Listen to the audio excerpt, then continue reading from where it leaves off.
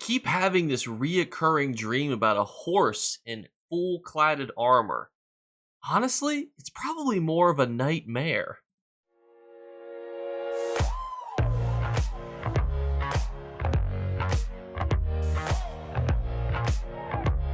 What's going on, YouTube? We have watched the entirety of the developers live stream together yesterday, and we reviewed all of the information that has since released on Twitter and the ESO website. There's a whole lot to break down, including some things that were not mentioned at all that are going to be pretty big for Update 44. So let's go through line by line and talk about all the things that are coming. And let us start with the Elder Scrolls Online written guide that they did. Update 44 preview, Battlegrounds, new companions, and more. The Update 44 base game patch arrives October 28th for PC and Mac and November 13th for Xbox and PlayStation. This new update introduces new features, changes, and quality of life improvements, and it is free for all existing ESO players, with the notable exception of the companions, which you can purchase for free with ESO Plus memberships or with crowns from the Crown Store or below. And the marquee change to this update is Battlegrounds. If you enjoy fast-paced combat, Battlegrounds is going to be overhauled, including shifting to two-sided matches instead of the traditional three-sided. At launch, we're going to see two major types, a 4v4 competitive mode between two teams of four, and an 8v8, a standard featuring power-ups and two teams of 8. The traditional 4v4v4 game mode will no longer be available for queues, however, will return for mini PvP-esque events, and this new sided format comes with 7 brand new maps, which are actually tailored to the 4v4 match type as well as the 8v8, making obviously the 8v8s are a little larger, more corridors, more room for combat, with the 4v4s are a little more condensed. And a bit more information, all the traditional Battlegrounds modes will remain, including Team Deathmatch, Crazy King Domination, Chaos Ball, 8v8 mode only for Chaos Ball and Capture the Relic, though, importantly. In addition, the 8v8 mode will also feature 4 unique power-ups that spawn during the game, giving you a temporary boost such as damage absorption, speed, damage output, and ultimate. Also importantly to know, too, that these also, when you activate them, give everybody in the area a bonus as opposed to just yourself. So if you're surrounded by enemies and you hit the ultimate one, everybody's got their ultimate. Not mentioned there also is a notable change to Chaos Ball, which will turn you into a werebear, I think is the legal definition for these, or a vampire lord, as there is 3 of these Chaos Balls that you can get. I'm not certain if the third one turns you into a werebear or a vampire lord, but it's notable that you actually transform into one of these bad boys as opposed to just wielding a chaos ball that kills you over time. This is only, again, available in the 8v8, and what's also notable about this, too, is that it is a pretty big change to Chaos Ball, which apparently was seen as one of the least played and most lopsided game modes when they were doing their testing. So Chaos Ball, and you'll see here in just one second, that if you get the other Chaos Ball, you turn into the Vampire Lord. But at any given time, there are 3 balls. You cannot hold all of them on your individual person. You can only ever hold one at a time. And then both teams kind of build up the Chaos meter as they hold on to these balls. Balls.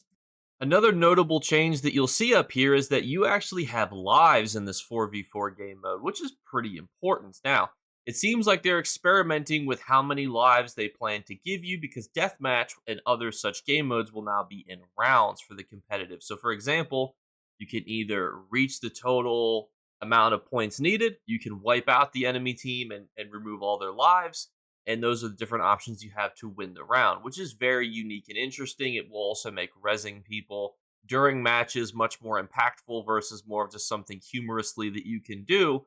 And I really like this change. This is something I said that they're looking at and deciding on how many lives, how they kind of want to implement this. So they're going to be doing a lot of testing when this does enter PTS on Monday. Some other important changes, because unfortunately these are not mentioned in these quick notes here by ZeniMax, is that MMR, which is basically skill-based matchmaking, is getting reworked. So right now the system is basically, if you play on a character a lot, you're going to go against people who play on their characters a lot. So let's say you make a character called Big Timmy. Big Timmy plays 1,000 Battlegrounds. Well, you're going to be going against other players that also have characters that play 1,000 battlegrounds. But the other interesting thing is let's say you make second character, call him Little Timmy.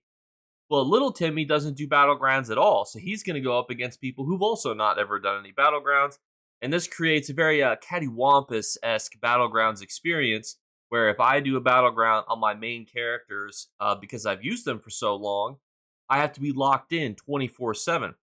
So the 8v8 game mode was meant to be a little bit less of the skill-based matchmaking, a little more of the kind of fun, whimsical, do your dailies, get your transmute crystals, and the 4v4 competitive, that is the only one that's going to build towards your leaderboards. Importantly, too, there's only going to be one leaderboards, and there's no below level 50 leaderboards because below level 50s can only do 8v8. So you can no longer cheese the below 50 battlegrounds with monster sets and all sorts of stuff that you can't even get anymore. You know who you are watching this video. One of the more notable changes, though, is that if you join matches in progress, that's not going to hurt you or help you for your MMR. It seems like they're definitely taking MMR into a big consideration here. But notably as well, too, when it comes to competitive rewards, they said that by playing the 4v4 game mode, you are more likely to get better rewards. They noted that there's new outfit styles as well as new sets. Really haven't seen what those new sets are going to be, but I do like that if you play the competitive 4v4 mode, that you are more likely to get those sets because, let's be realistic, you have completionists, and you've got people who are just going to use the sets regardless just to test them out. It's going to be a pretty profitable thing to do to actually do these competitive 4v4 battlegrounds. So I'm pretty excited to see how they weave all of these competitive rewards in, and I'm overall pretty happy with what they're doing overall with Battlegrounds. I think this is the refresh that they needed, and I hope that they take a lot of the feedback and kind of continue to expand upon this system, because it sounds like they're still tweaking MMR. It sounds like they're still looking at rewards and trying to make sure that if you do the competitive, you're getting, amply rewarded versus if you're doing the more casual dailies, that you can do that, but you only are getting kind of like, it's probably the equivalent of like doing your normal daily dungeon versus doing a veteran one, except hopefully the rewards actually match the difficulty difference, where in your daily dungeons, it does not. Next up, we have our two new companions, Tanlorian, which basically does a couple things. Increase your chance to force a lock, which is very helpful because you can't pop lock a master lock at 100%.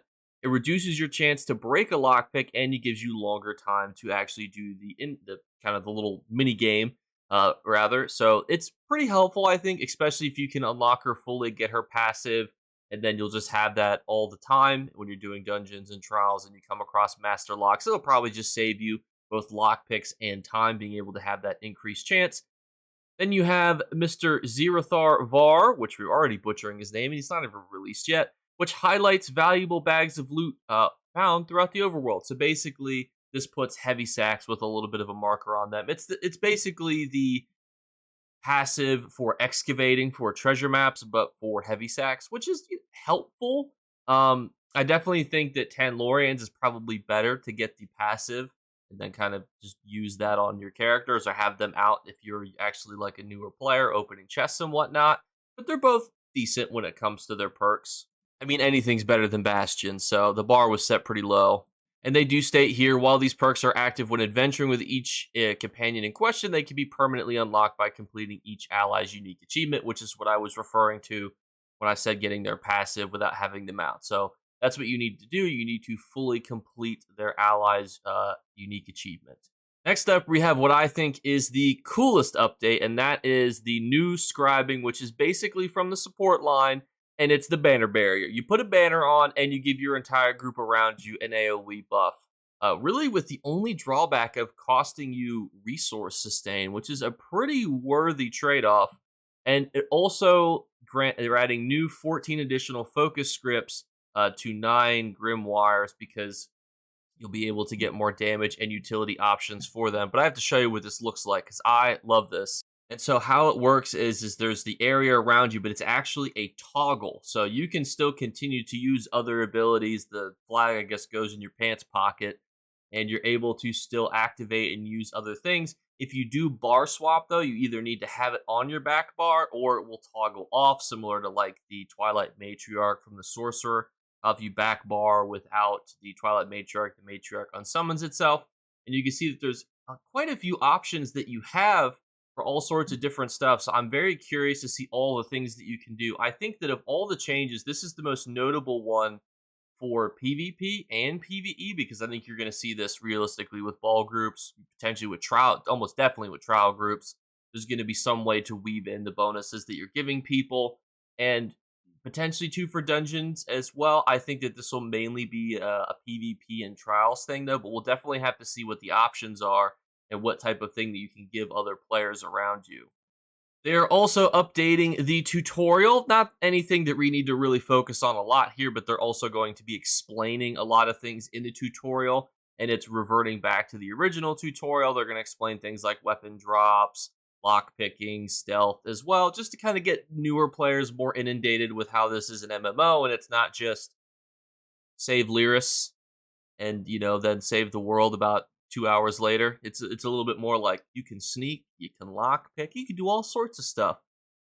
Add Tales of Tribute to the tutorial, no balls. So excitingly, Imperial City vendors are getting that update, and more excitingly, we're actually going to have a rotational vendor for Imperial City. But let's break this down one piece at a time. So we're getting the elimination of key fragments and all sorts of all the keys and all the little districts having their own stuff. That's gone, dead. Now you'll be able to just walk in those areas, and there's going to be no treasure chest, but there's going to be a vendor.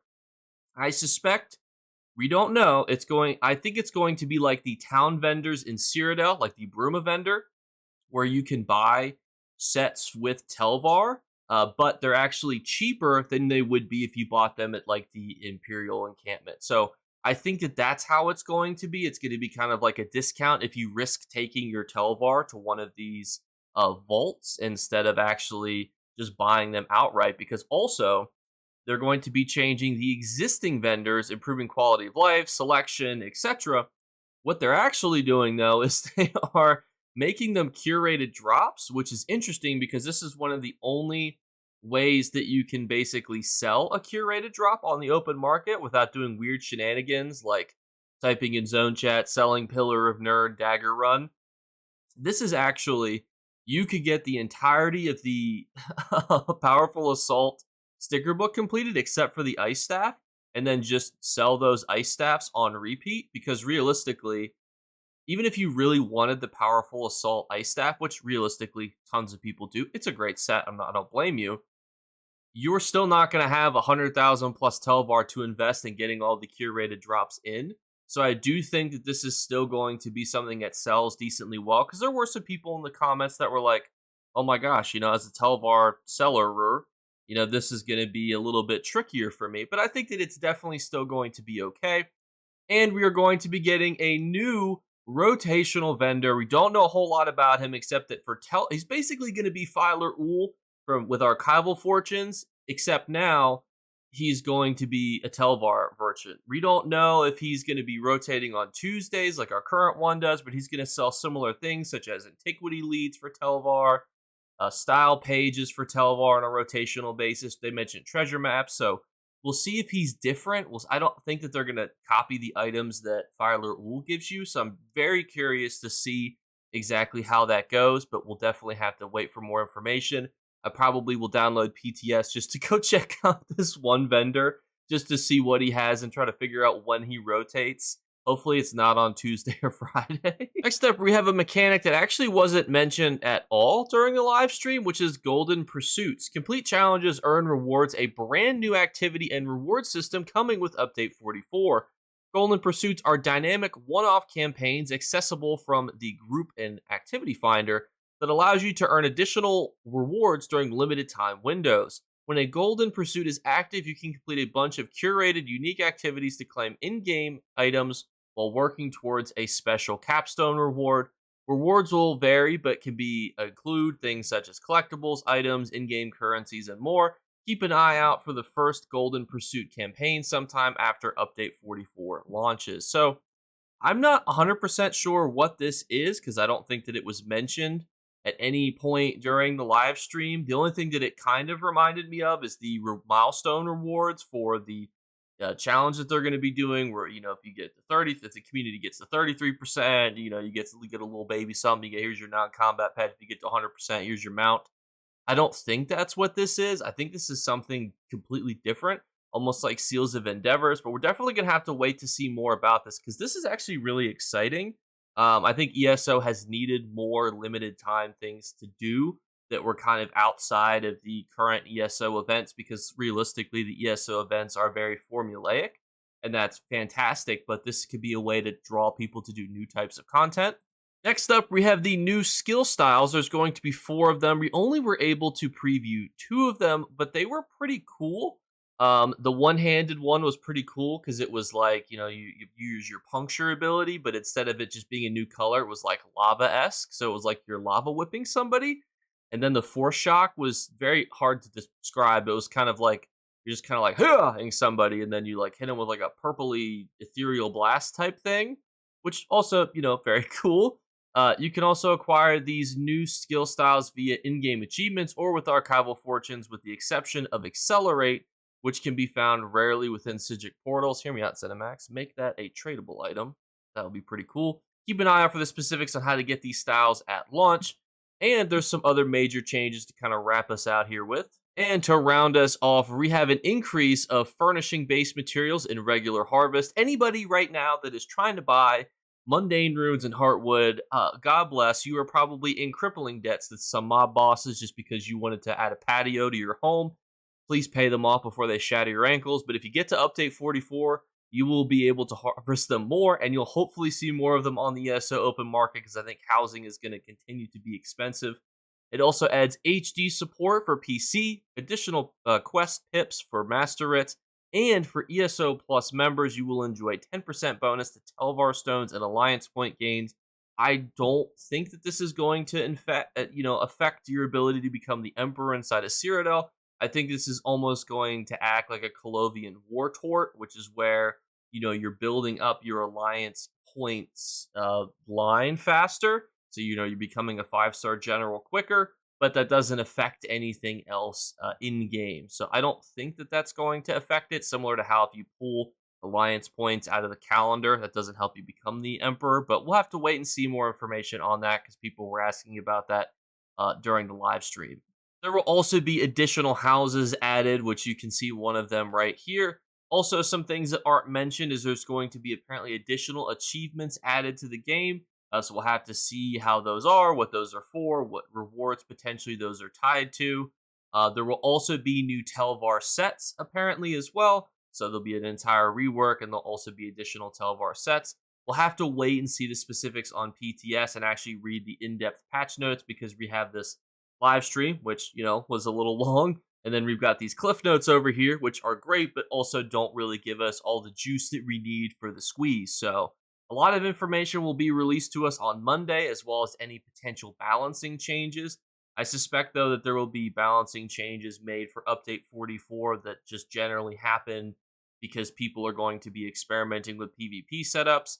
And then the developers said that they're going to be monitoring how many lives, how well the round system goes, the average length of games, the MMR process. So a whole bunch of stuff will be tested out through PTS, and potentially we could see some changes, but these are the notable changes to discuss now, and we can always talk about what changes in the future. And this has been our Update 44 breakdown. Thank you guys so much again for watching, and as always, we're doing our 3 giveaway drawings. All you need to do to enter is leave a comments below. Tell me what you're most excited for. To me, it's definitely got to be the banner. It sounds cheesy because obviously a new rotational vendor, you're probably thinking, Jake, you got to be so excited about that. But having played Space Marine 2, holding the banner is just one of the coolest things that you can do inside of a PvP conflict. And I think it's also going to be really good for trials, which is just exciting.